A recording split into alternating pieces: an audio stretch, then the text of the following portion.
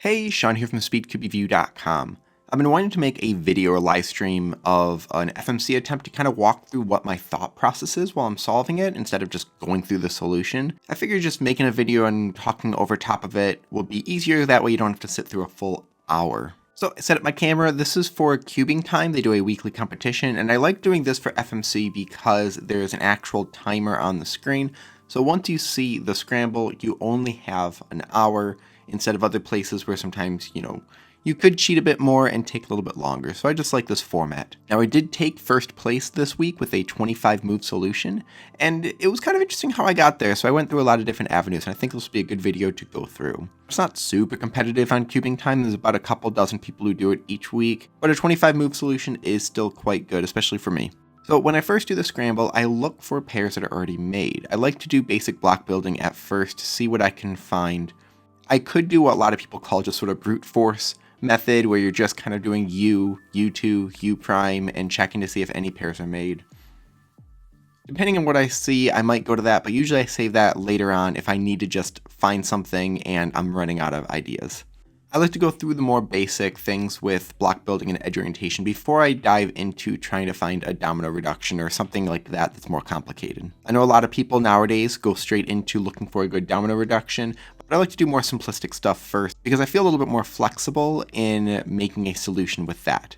So this scramble had no pairs right off the bat. I did the inverse of the scramble just so I have that ready. I always feel like it's important to do both the regular and the inverse scramble all of the time because it's basically two options you can have. So here I decided to check edge orientation. If it's 5 moves or less, I definitely test it out. And I started just writing out each possibility on my sheet. That way I have those written down and I can go back to them. It takes a few extra seconds to write that down, but it's definitely worth it if I need to go back to anything. Any letters that are underlined are ones that could be inverse, so always the last letter could be done regular or inverted. And if I underline 2 letters, that means that those can be swapped in place. Now a couple times I did mess up the moves and I had to basically solve the cube and re-scramble it. This is probably the worst thing in FMC because it just feels like a huge waste of time. I found a couple EOs that made a pair, but none of those pairs really went anywhere that I liked. I found a couple blocks, squares, 2x2s, but wasn't really happy with what was coming after that. And everything I do check, if it seems like it could be useful, I really make sure to go through the regular and inverse so I don't miss any opportunities. At this point, I felt like I didn't have anything really great, so I wanted to see what I could do with domino reduction. What domino reduction is, if you don't know, is where basically you solve the edges on one orientation and the edges on a second one with also corners. So the whole cube can be solved with doing 180-degree rotations on the sides.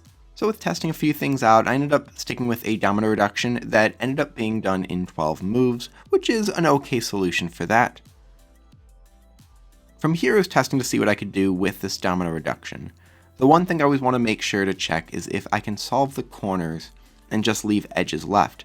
This is really important because sometimes you can run into a domino reduction where the corners can't easily be solved with 180-degree turns on the sides.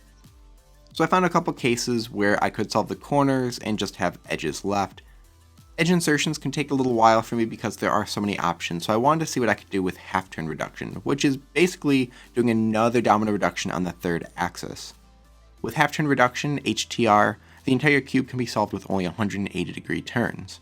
I actually had a tutorial on HTR in my complete ultra tutorial, but I ended up teaching something incorrectly in it, so I just removed it from the video. I think I'll plan on making something on it later on.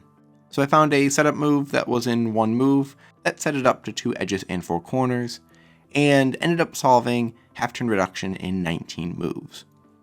So from here, there's usually just solving as many pieces as you can, pretty much always solving the corners just so you have some edges left. And edge insertions are not too bad with domino or half-turn reduction because they're always oriented and in really nice spots throughout part of your skeleton.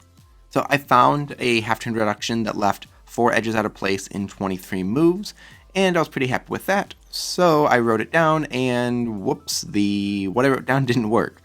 I couldn't figure out what I did, so I just decided to go and check out a few other solutions with a couple of my other HTRs. And one of them I got to ended up just solving the rest of the puzzle in 6 moves. So with no insertions, I had a 25 move solution. Now I had some time left, so I wrote down the skeleton, and I wanted to see if I could cancel anything. Anytime I had things like this L2R2 that I'm underlining and the F2B2, I'm able to basically cancel those out and do a rotation, or you could even just say doing a slice that cancels that. And so I turned my 25 move solution into a 21 move solution that had 3 edge, 2 edge, 2 edges out of place. Unfortunately, I couldn't find a good place to put those back together, and so I just took the 25. I did find out later on what I wrote wrong in the first skeleton, and when I plugged it into Insertion Finder, it said that I could have had a 24. I don't know if I actually would have found that insertion.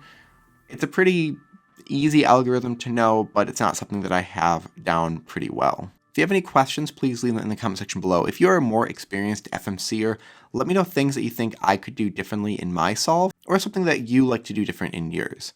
So thank you very much for watching. Please leave your thoughts and questions in the comment section below. Hit like and subscribe for more content like this in the future, and as always, stop by speedcubeview.com for more news and reviews.